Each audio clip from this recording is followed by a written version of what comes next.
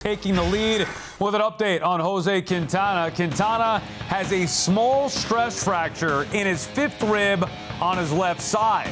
He's headed to New York for further imaging. There is no timeline on how long he may be out. And look, this is why you could never have too much pitching. One of the appealing things about Quintana was his durability that he would provide at the back end of their rotation. Not a good start for his Mets tenure, Harp.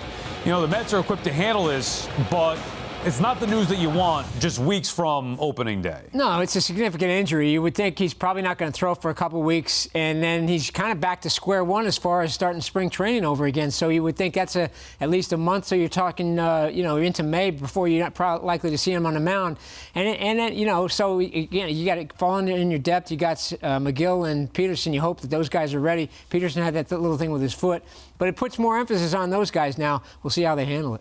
Yeah, I mean, we knew that this was going to be an issue, maybe not so soon, but at some point in the Mets season, we were going to maybe talk opening day starters today. And so I was looking into just trying to remember what happened last year. Remember, they had DeGrom, they had Scherzer. Who started opening day? Tyler McGill. Right. So it's not like the Mets, couldn't have anticipated that perhaps they would have to go to McGill or Peterson.